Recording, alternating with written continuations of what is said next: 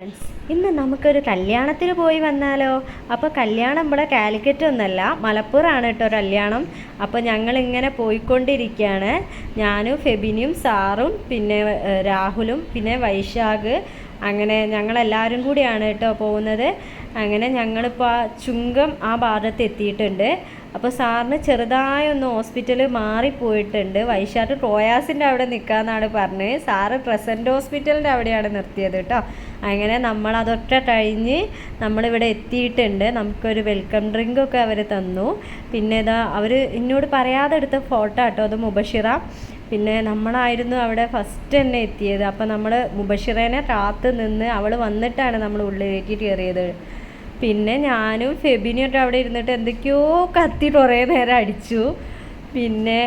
പിന്നെ മുബഷിറ വന്നിട്ട് അവളെ എന്തൊക്കെയൊക്കെയോ നമ്മളോട് ഇങ്ങനെ പറയുന്നുണ്ട്, നല്ല രസമില്ല കാണാമെന്നൊക്കെ ചോദിക്കുന്നുണ്ട് കേട്ടോ.